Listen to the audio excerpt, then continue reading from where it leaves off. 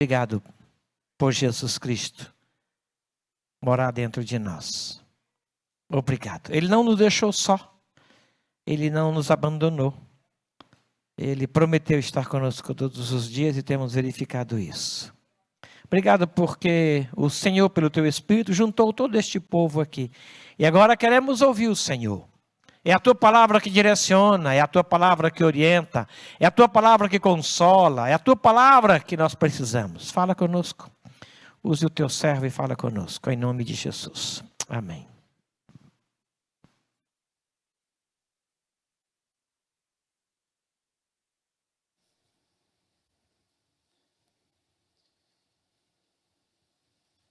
Graça e paz, queridos. Amém? Todos me ouvem? Aos poucos eles vão colocando lá, vai ajeitando lá. Hoje eu já vou pregar com a minha Bíblia nova, né, pastor? Que eu ganhei. A gente coloca outro nome aqui, né? Só acrescentar pastor Waldenberg e pastor Neto. Posso aqui? Que prazer receber vocês, queridos irmãos gideões. Meu pai foi um excelente gideão, minha mãe ainda continua a auxiliar.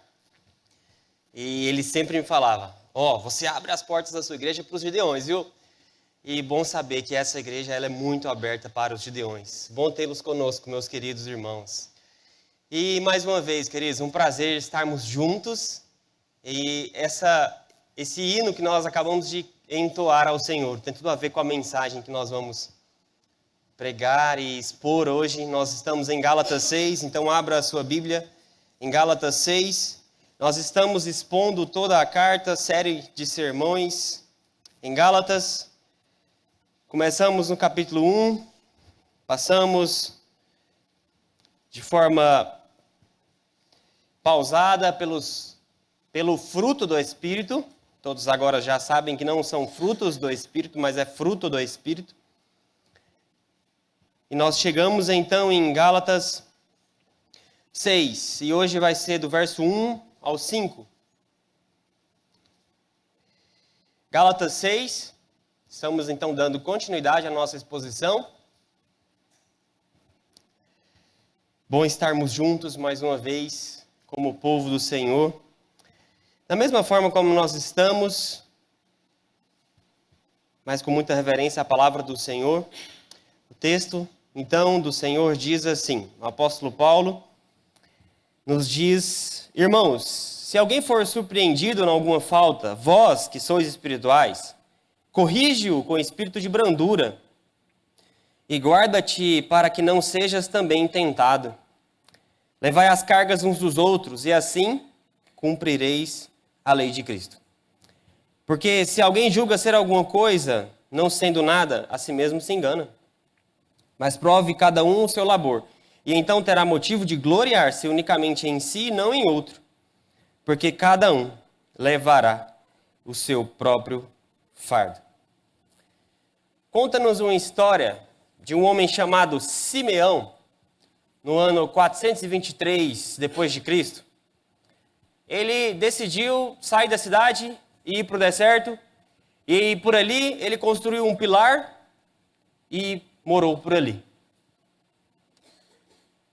Ele decidiu fazer isso porque ele entendia que ele precisava fugir das distrações mundanas. Ele precisava da comunhão com Deus na solidão. E é interessante porque essa história ela nos remete uma pergunta: qual é a verdadeira espiritualidade? É longe? É afastado? É desse jeito que Simeão vai mostrar e ser um verdadeiro cristão, afastado das distrações, do pecado, da tentação? Ele pode até ter uma boa convivência consigo mesmo lá, mas ele não vai deixar de pecar. Essa pergunta, então, o que é realmente e o que significa realmente essa espiritualidade? Alguns cristãos, eles acreditam então que essa espiritualidade é um ato de devoção privada. Essa fé, ela deve ser vivida de forma isolada, como muitos nos mosteiros que até se enterravam na luta contra o pecado.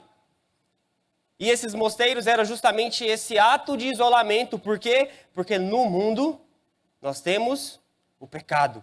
Então nós temos que nos afastar dele.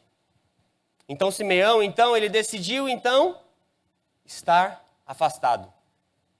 Afastado porque lá tem pecado. E se eu ficar no deserto, eu vou ter uma vida e uma espiritualidade santa. Mas será que essa, é a verdadeira espiritualidade?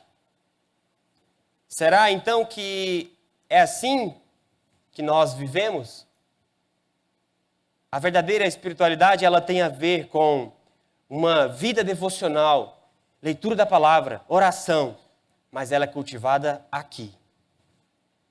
Nós iniciamos a nossa semana aqui, juntos. E no decorrer da semana, nós continuamos glorificando ao Senhor. Mas aqui é importante.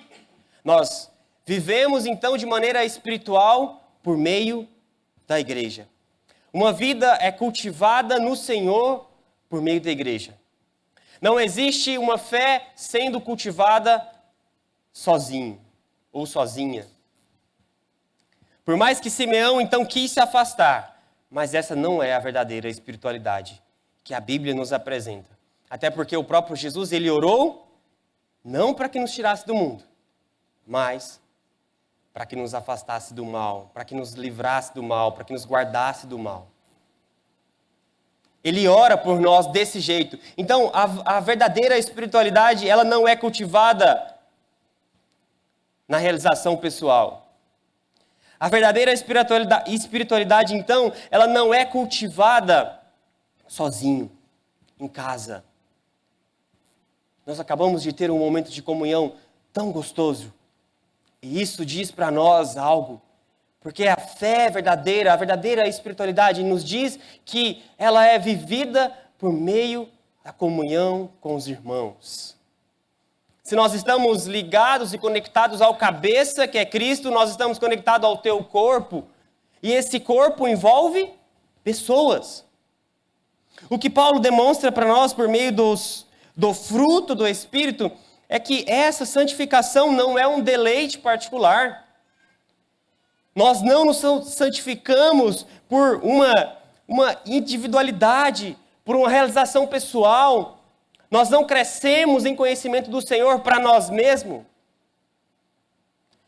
Nós não desenvolvemos na fé para que nós sejamos, agraciados com tudo isso. Nós crescemos na fé para que pessoas sejam abençoadas. Não é, sobre essa realização pessoal.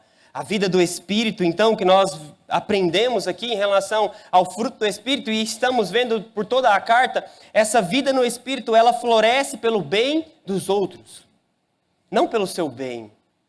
É claro que você cresce, você se santifica cada vez mais, mas essa vida no Senhor, ela cresce em favor dos outros. Nós crescemos para que outros sejam abençoados. Nós nos santificamos para que outros sejam também santificados. Nós crescemos para que outros sejam abençoados. Nós não vamos crescer e ficar de forma isolados, mas nós estamos dentro da comunidade da fé. Nós estamos dentro do corpo de Cristo. Não é da maneira como Simeão fez. Não é se isolando que nós vamos viver a verdadeira espiritualidade. Porque a verdadeira espiritualidade, ela tem a ver com essa árvore frutífera, mas que ela está num local público. Não num local privado, apenas para si. Apenas para ser bonita para uma só pessoa. Ela é uma árvore frutífera, mas em um local público, que todos têm acesso a essa árvore. E nós somos essa árvore. Essa árvore que abençoa e não vive de forma individual. A verdadeira espiritualidade, tem a ver com amar uns aos outros. Uns aos outros. Uns aos outros. Uns aos outros. Uns aos outros. Não sobre você. Não sobre você. Não sobre você, mas uns aos outros. Olhando para esse texto, nós precisamos sempre nos lembrar que do capítulo 5 para o capítulo 6 não existe uma diferença gritante. Às vezes nós tendemos a pensar que, acabou um capítulo, então começou outro assunto. Não. Paulo ele está estendendo esse assunto e ele está falando a mesma coisa sobre essa vida no Espírito, sobre essa vida espiritual, sobre essa vivência no Espírito. É claro que agora ele está partindo para outro assunto, mas é o mesmo raciocínio, essa vida no Espírito. E o que eu quero trazer para nós aqui, durante esse tempo que nós estamos aqui, esses 5 versos, é que existe uma diferença naquele que corrige e naquele que é corrigido. Vocês podem olhar para o primeiro verso de vocês, que vocês logo vão perceber que ele está falando, se alguém for surpreendido em alguma falta, ele vai escorrer também no verso 3, no verso 4. E eu quero trazer para nós aqui, como Paulo ele demonstra que nós estamos sujeitos a falhas. Estamos sujeitos a falhas. Nós estamos sujeitos a cair em pecado. Nós somos falhos, nós somos fracos e nós estamos sujeitos à queda. Nós estamos sujeitos ao erro. Nós estamos sujeitos. Então Paulo ele está demonstrando para nós que nós então, como igreja, nós vamos viver essa vida de amor no Espírito. Nós vamos então ajudar uns aos outros. Mas nós vamos aprender aqui alguns princípios importantes sobre como nós devemos ajudar uns aos outros. Por quê? Porque na nossa caminhada nós estamos sujeitos à fraqueza. Nós estamos sujeitos ao erro. Todos nós estamos. Se você que está de pé, tome cuidado para que não caia. É isso que a Escritura nos diz. Então Paulo ele está mostrando então como nós vamos fazer essa correção. Como nós vamos estar diante do irmão que caiu em pecado, ou como nós vamos estar diante de um irmão que esteve visitando alguns locais que ele não deveria ter visitado. Visitando aqui em relação ao pecado. Como nós podemos então olhar para esse irmão e corrigi-lo? Como nós podemos ajudar o nosso irmão nesse ambiente seguro que nós estamos? Porque afinal, nós estamos em um ambiente seguro, não estamos? Não seguros em relação a uma segurança física, mas uma segurança espiritual. É aqui que nós podemos errar.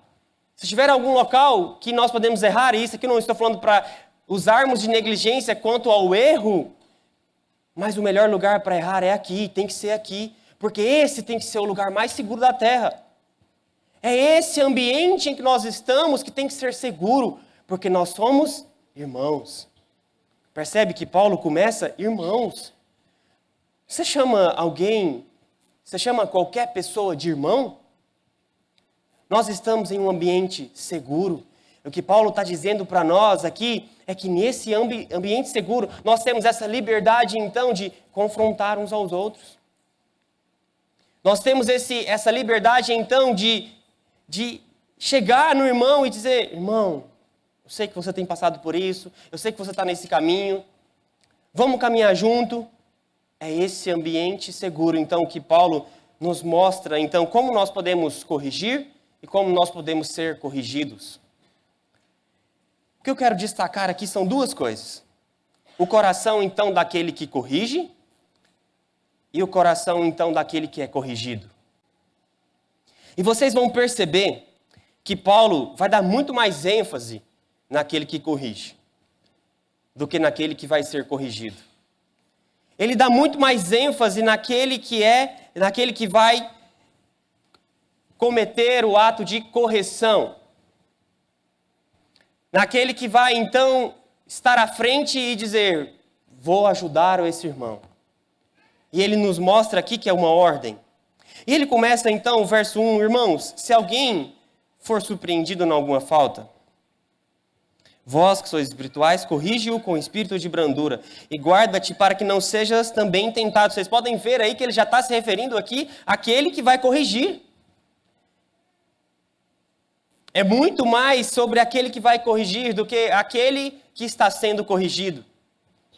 Paulo, ele nos dá uma ordem. E esse coração de quem vai corrigir, ele precisa ver a situação, porque ele está dizendo, se alguém for surpreendido em alguma falta, ou seja, se você viu que isso aconteceu, o que você vai fazer? Você vai agir.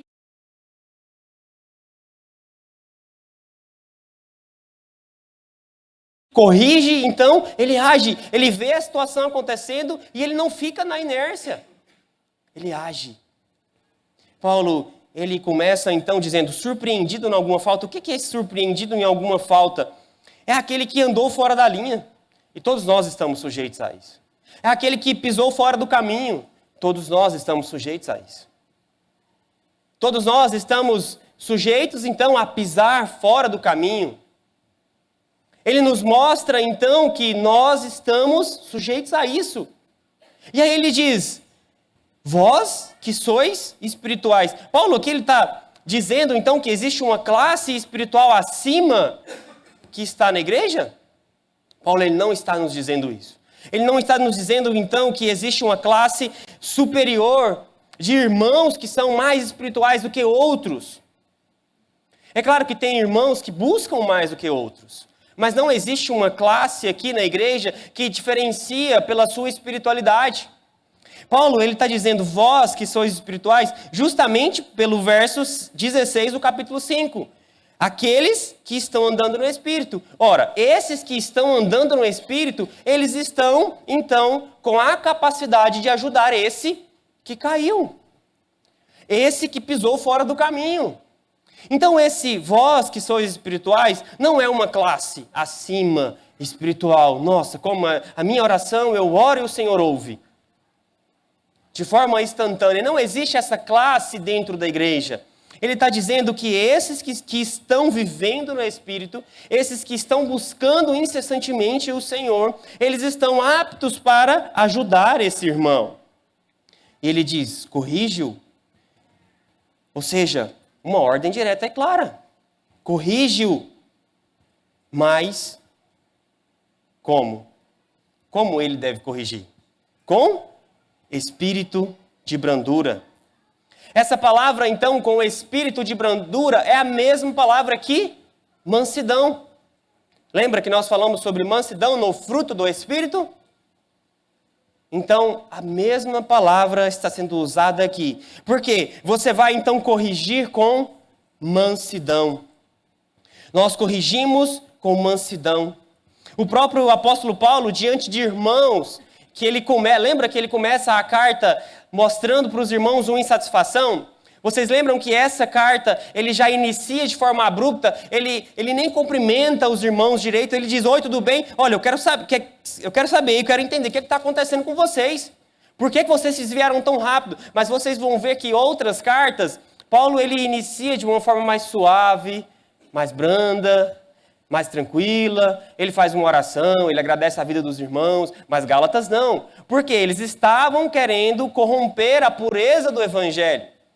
Eles estavam então dizendo que para ser salvo nós precisávamos da cruz, mas observar algumas coisas a mais, como por exemplo a lei mosaica, alguns ritos. E é interessante porque mesmo Paulo, tendo essa insatisfação com esses irmãos, e é muito provável que quando ele escrevia de forma corrida, talvez ainda estava um pouco furioso com esses irmãos, mas mesmo assim ele inicia no verso 1 como irmãos. Ele não deixa então de considerar esses Gálatas como irmãos em Cristo. Paulo então demonstra para nós que ele já está corrigindo esses irmãos com brandura, com mansidão. E é assim que nós, aquele que vai corrigir, ele faz. Ele faz com brandura, com mansidão. O que é essa correção? Essa correção aqui é justamente a ideia de colocar o osso no lugar. Você está corrigindo. Corrigindo o que foi pisado fora do caminho. Então esse osso que está fora do lugar, você o coloca no lugar. Esse espírito de brandura deve levar em consideração que esse que está nessa falta, ele está machucado. E essa correção, ela deve ser feita com muito cuidado, com muita atenção e principalmente com esse espírito de brandura. Porque não é apenas, queridos, confrontar por confrontar. Não é apenas apontar o dedo. E nem vamos fazer isso.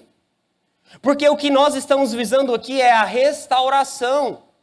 A correção é a restauração. Nós estamos buscando a restauração. Nós corrigimos o irmão porque nós queremos o restaurado. Nós estamos buscando a restauração, então, do nosso irmão. Hernandes Dias Lopes vai dizer: não confrontar é uma atitude indigna da igreja de Deus. Então cabe a nós essa confrontação, mas não a confrontação simplesmente para apontar o dedo e dizer: você errou, você é um pecador. Porque é muito importante a gente se lembrar que nós estamos sujeitos a isso. Nós estamos sujeitos ao erro. Então precisamos ver e corrigir. Nós não podemos ver o nosso irmão pecando, indo para o buraco, indo direto para a morte e deixá-lo.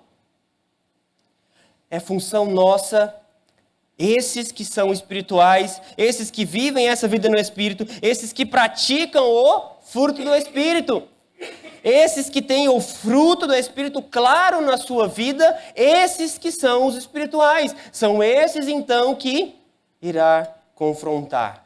Porque a confrontação, ela não é um sinônimo de humilhação, de exposição da vida do irmão. Ela não tem a ver com isso.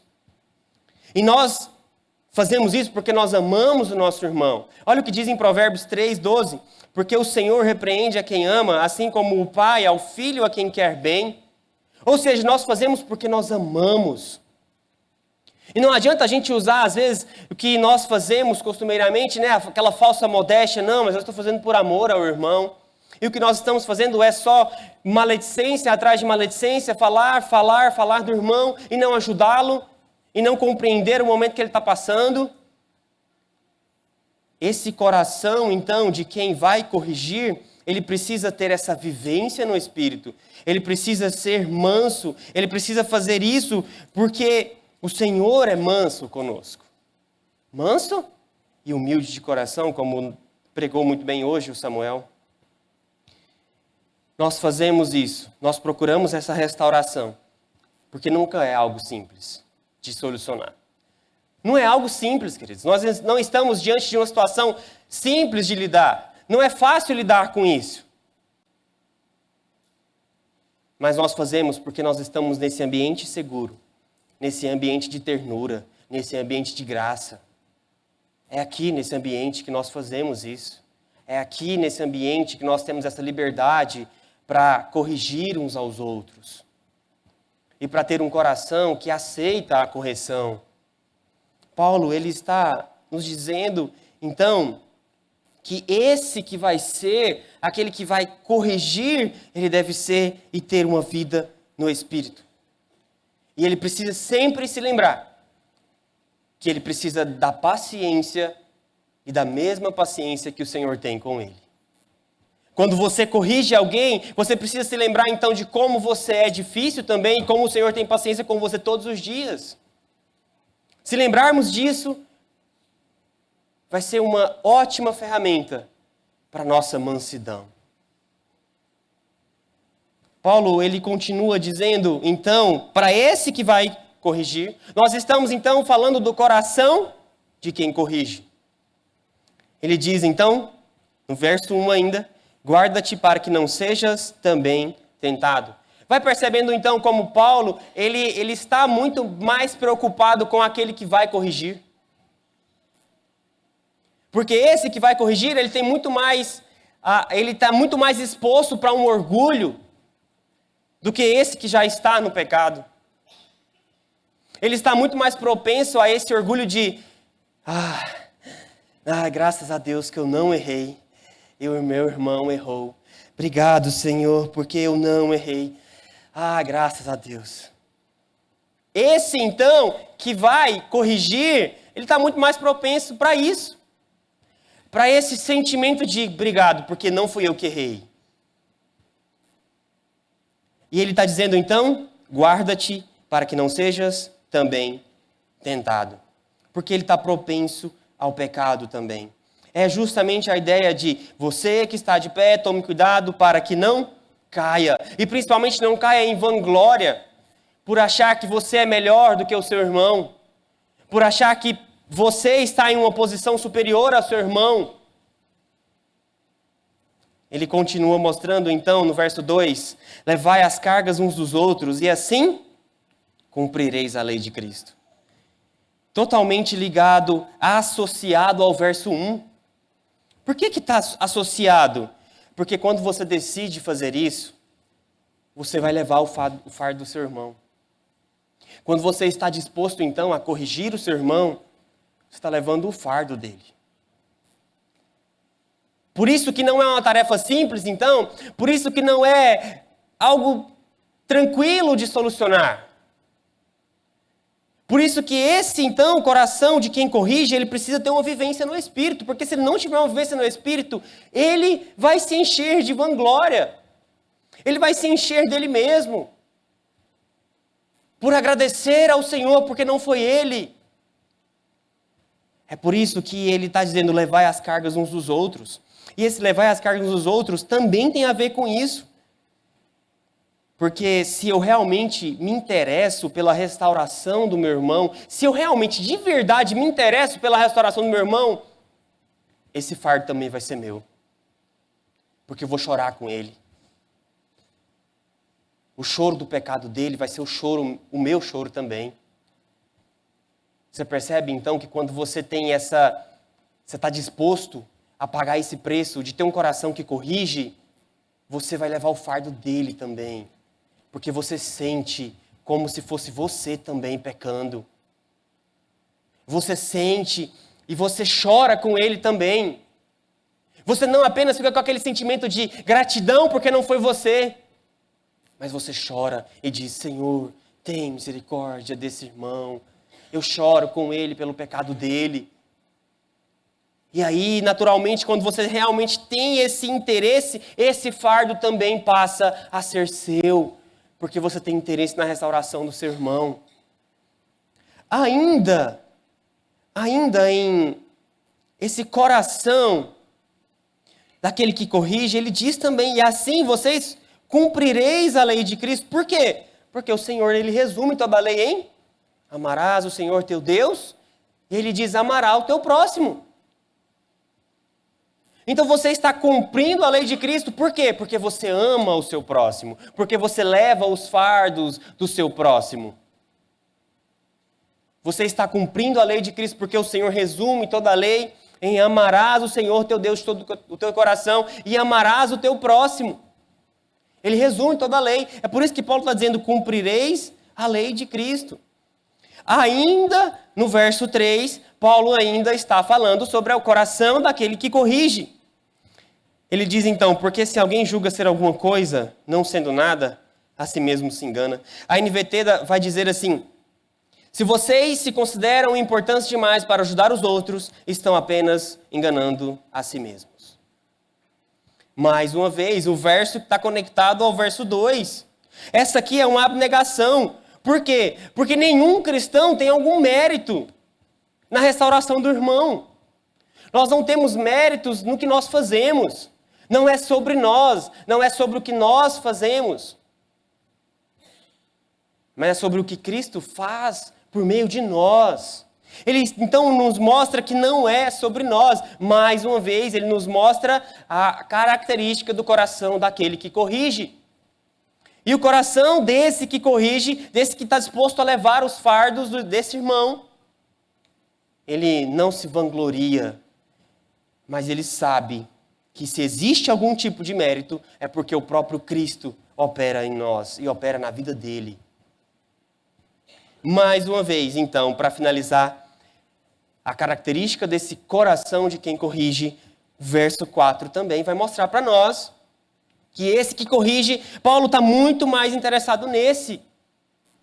Porque se esse que corrige faz um bom trabalho, naturalmente ele vai reconhecer o seu erro, reconhecer o seu pecado. E ele nos diz no verso 4, mas prove cada um o seu labor. O que é esse cada um prove o seu labor? O que significa isso? É justamente essa autoavaliação. Qual que é a ideia então desse verso 4 aqui? Para você ajudar alguém, você precisa estar bem. Porque quem fere, fere. Se você está ferido e vai ajudar alguém, você vai ferir a outra pessoa. Então ele justamente está mostrando para nós que para termos essa capacidade de ajudar uns aos outros, precisamos estar bem com Deus. Precisamos viver essa vida no Espírito. Estar buscando essa vida no Espírito. Ele demonstra para nós que não tem como você ajudar alguém e não tem como você gloriar naquilo que a pessoa mudou e a pessoa foi transformada. Ele nos diz, mas cada um prove o seu labor e então terá motivo de gloriar-se unicamente em si, não em outro. Ele está nos dizendo que se você tiver algum motivo, mínimo motivo para se gloriar, se glorie naquilo que o Senhor Jesus fez em você primeiro e não no outro. Ele está dizendo, agradeça ao Senhor pelo que o Senhor fez em você, pela maneira como o Senhor transformou você em primeiro lugar e depois transformou o outro. Não se preocupe com ele. Se glorie naquilo que o Senhor fez em você, na transformação que o Senhor fez em você. Então essas são as características daquele que vai corrigir alguém, daquele que está disposto a caminhar com essa pessoa que está indo na direção contrária. Quantas vezes, queridos, nós olhamos para o erro das pessoas e nós não fazemos nada? Quantas vezes? Quantas vezes nós só ficamos sabendo de alguém que errou e nós simplesmente vamos chutando essa pessoa e cada vez mais ela vai se excluindo do corpo.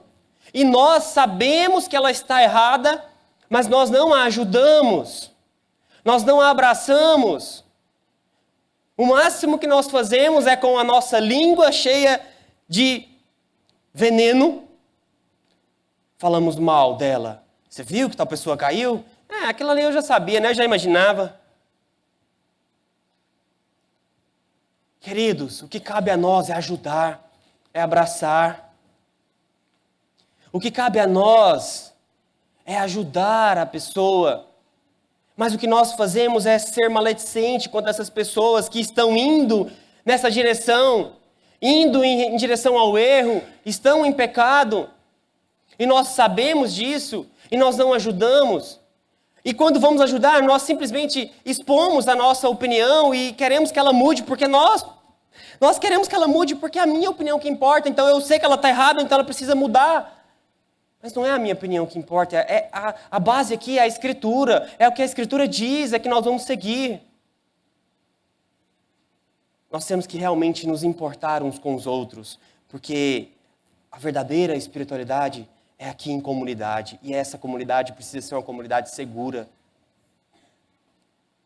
Para que nós erramos, para que nós tenhamos momentos de falhas, de queda, mas a gente tem um irmão que olhe para nós e nos ame e cuide de nós. O Senhor diz, vinde a mim. O Senhor, Ele diz esse vinde a mim, e ele diz que o fardo dele é manso e suave. Porque Ele não aponta o dedo. Você errou. Ele corrige, mas Ele corrige com espírito de brandura. Ele corrige com espírito de brandura. Mas como é que eu vou chegar na pessoa do nada? Mas como é que eu... E se a pessoa reagir de forma negativa? Isso não cabe a você questionar. Cabe a você amar.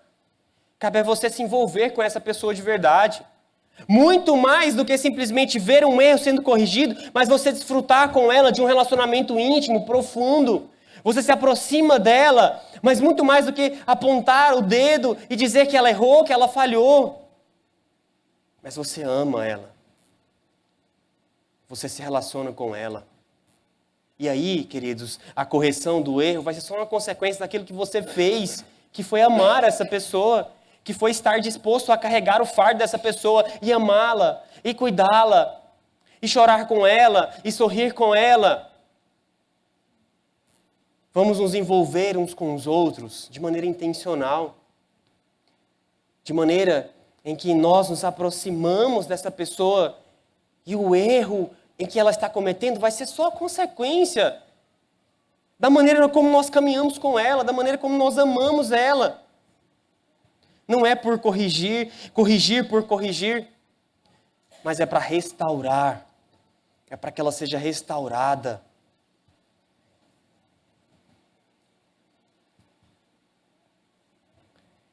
E o coração de quem é corrigido? Nós vimos então as responsabilidades daquele que vai corrigir. E o coração então de quem é corrigido? Coração daquele que está no erro. Que está naquele verso 1 que ele diz, se alguém for surpreendido em alguma falta, e o coração desse então que foi surpreendido nessa falta, como ele deve reagir? E isso aqui, a gente sempre se refere a outras pessoas. Mas é o coração de quem é corrigido, então não sou eu, então eu não estou nessa posição. Mas nós podemos estar nela. Porque nós estamos sujeitos à falha. E o coração então desse que é corrigido? O que ele precisa então é de humildade. Ele precisa de humildade em reconhecer. Ele precisa de ter um coração humilde. Ele precisa de reconhecer, então, que ele não consegue carregar o seu fardo sozinho. Porque o verso 2 também se aplica aqui. Ele diz, levai as cargas uns dos outros. Ele precisa reconhecer que ele não consegue carregar sozinho. E que ele precisa do seu irmão. O Senhor diz, então, vinde a mim. Então, nós precisamos, na mesma medida, não na mesma medida que nós nos achegamos ao Senhor, mas nós nos achegamos ao Senhor porque Ele diz, vinde a mim, vocês que estáis cansados, sobrecarregados, porque o pecado também faz isso conosco, mas nós precisamos nos achegar também aos nossos irmãos. Por quê? Porque levai as cargas, se eu entendo que levai as cargas uns dos outros, então eu preciso uns dos outros, eu preciso do meu irmão. Eu preciso dele, porque esse fardo para mim é pesado. Então ele precisa ter um coração humilde. Ele precisa reconhecer que ele não consegue sozinho. Ele precisa reconhecer que ele precisa do seu irmão. Porque nós precisamos uns dos outros. Nós precisamos uns dos outros. E aqui eu quero destacar alguns fatores importantes em relação a esse irmão que está sendo corrigido. Ao coração desse irmão que vai ser corrigido e precisa da correção, aqui é importante destacar algumas coisas. Diversas vezes, as pessoas elas não querem mais abrir o coração. E eu recentemente disse isso aqui, nós falamos sobre isso. Aquele que ele está lutando sozinho, aquele que luta sozinho e não se abre com absolutamente ninguém, ele está em orgulho. E orgulho é pecado. Nós precisamos uns dos outros. Mas, por outro lado, as pessoas elas não querem se abrir. Por quê? Porque o que ela vai encontrar nesse ambiente seguro é o quê? Julgamentos. Apenas julgamentos. Apenas isso. Pessoas se afastando quando ela erra.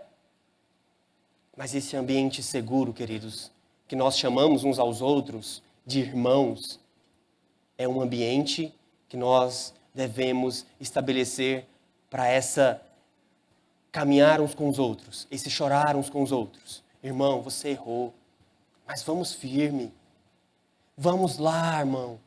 Vamos lá. Esse ambiente de amor, de ternura, de graça. E não com esse olhar julgador. Por outro lado, então, se essa pessoa está orgulhosa, mas às vezes nós precisamos ver como nós estamos reagindo a isso. Com um coração julgador. É justamente que o Senhor diz, o meu fardo é leve. Por quê? Fardo leve e suave. Por quê? Porque não é com esse olhar que sempre nós olhamos para aqueles que erraram. Sempre quando nós olhamos para aqueles que erraram, é com um coração julgador. Com a língua difamadora. Com a língua que espalha. É sempre assim. E as pessoas, elas não se abrem por conta disso. Por conta de comentários desnecessários. Que às vezes nós fazemos. A pessoa já está passando por problemas, diversos problemas, e nós abrimos a nossa boca não para abençoar, mas para comentários desnecessários, que não vai agregar em nada. E o que Paulo nos diz em Efésios é o que deve sair da nossa boca é algo para abençoar, algo que edifique. Então, se por um lado essa pessoa está em orgulho, mas nós devemos avaliar o nosso coração. Como nós estamos reagindo a isso? É só com esse olhar julgador? Com esse olhar que vai ouvir e ser maledicente e não ajudar e não tentar acudir o que está acontecendo? E é importante destacar também que aquele que vai se abrir, ele precisa abrir o seu coração para quem? Para esses que são espirituais. Para esses que vivem essa vida no Espírito. Para esses maduros na fé. Você não abre o seu coração para qualquer pessoa. Você não abre a sua luta contra o pecado para qualquer pessoa que é infantil na fé, que é criança na fé. Por mais velha que ela seja de igreja. Não quer dizer que ela seja madura espiritualmente para resolver e para te ajudar com o seu problema. Você precisa fazer essa avaliação de quem são esses maduros na fé, de quem são esses que estão vivendo no Espírito.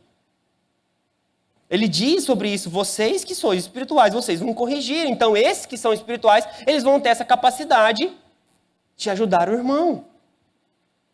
E mais uma vez também, no verso 5, se aplica àquele que está sendo corrigido. Por quê? Porque ele diz, porque cada um levará o seu próprio fardo. Talvez nós podemos achar, mas ele está sendo contraditório, porque lá no verso 2 ele diz, levai as cargas uns dos outros. Mas ele não está sendo contraditório. Paulo, ele traz aqui o equilíbrio. Por que o equilíbrio?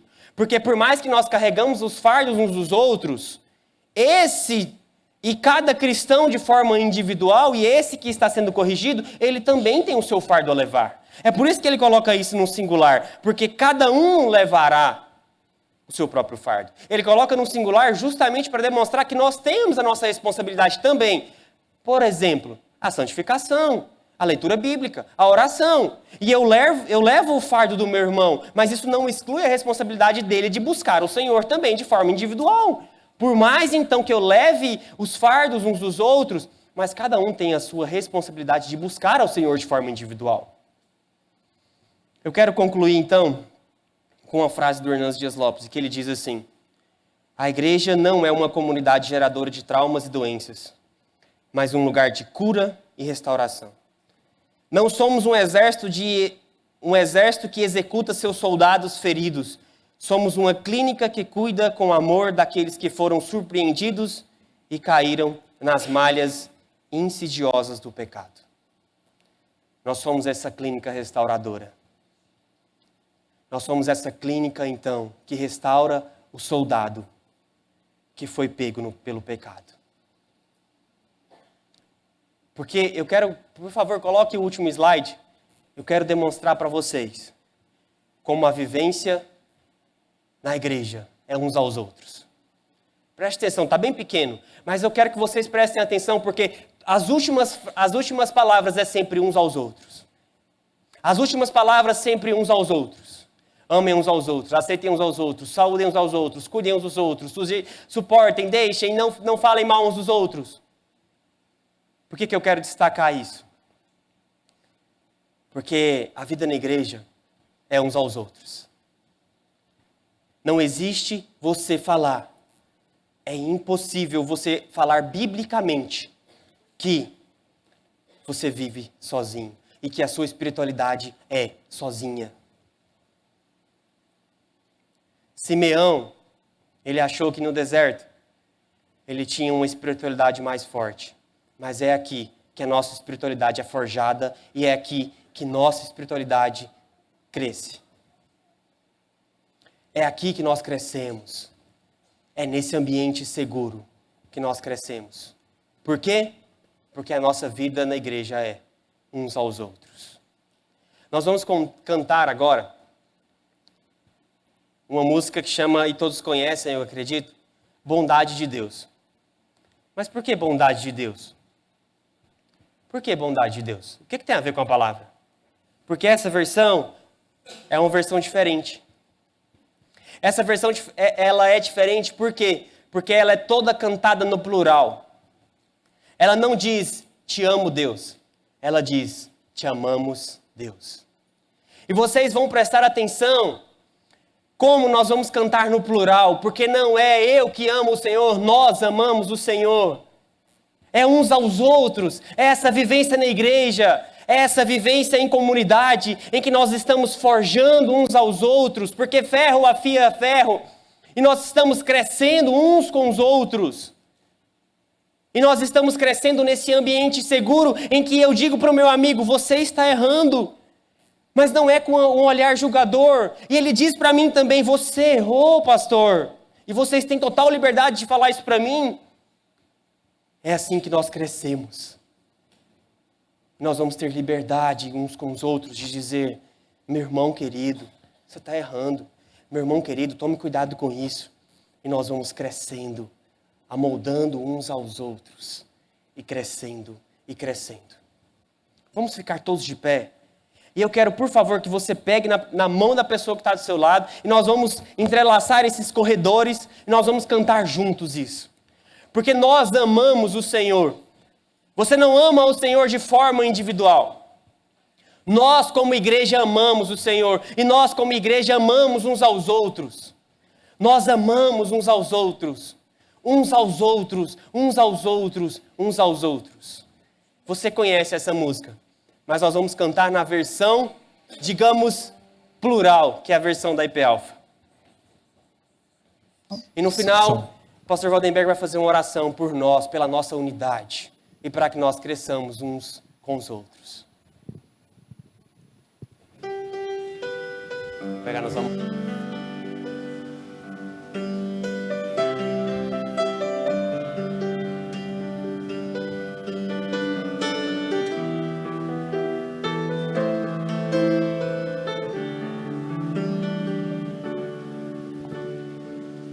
Te amamos, Deus,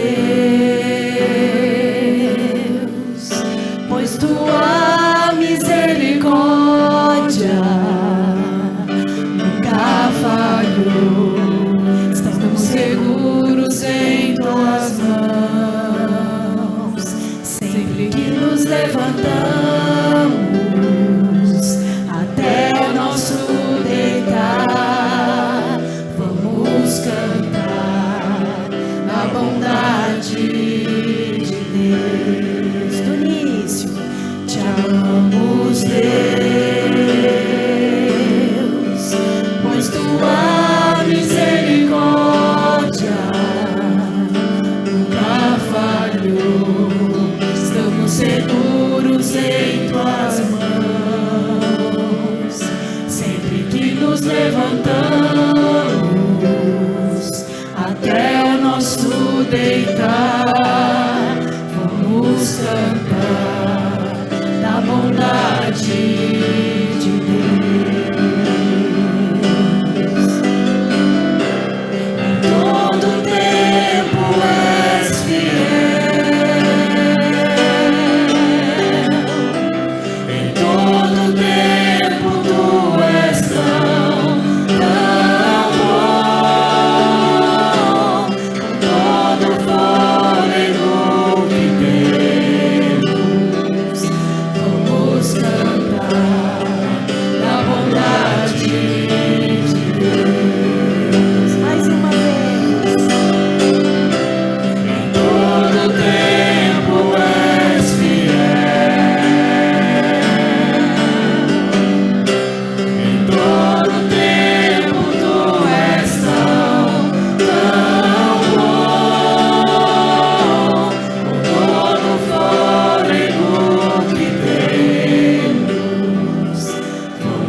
cantar da bondade de Deus. Tua doce voz que nos guia pelas lutas da escuridão, tua presença é real, te revelas como amigo és, nos faz viver a bondade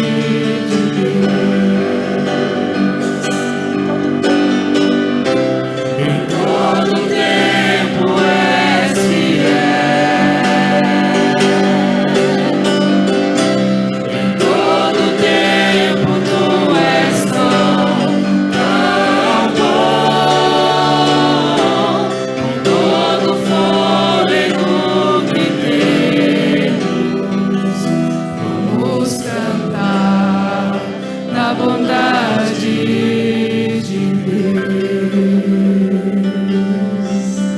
Amém. Obrigada, irmãos. Pode se sentar. Senhor nosso Deus, nós experimentamos a tua bondade. Nós cantamos a tua bondade. Porque o Senhor é bom todo o tempo. Em todo o tempo o Senhor é bom. Nós te glorificamos por isso. Ajude-nos a viver, ó Deus querido, atendendo às necessidades uns dos outros. Ajude-nos a levar as cargas uns dos outros, enquanto levamos o nosso próprio fardo. Ajude-nos nisso, a olhar para o outro com os mesmos olhos do Senhor, com o mesmo coração do Senhor. É assim que o Senhor espera de nós. Eu quero te bendizer por tua palavra, que ela fique não só na nossa mente e coração, mas que ela faça parte dos nossos relacionamentos. Abençoe o teu povo, Senhor. Renove-lhes a fé. Aceite, ó Deus, a expressão de nosso louvor, de nossa adoração. Nós nos rendemos ao Senhor e pedimos que o Senhor abençoe os relacionamentos do teu povo aqui. Os que estão perto e os que estão longe. Que haja da plenitude do teu amor sobre os nossos relacionamentos. Em nome de Jesus. Amém.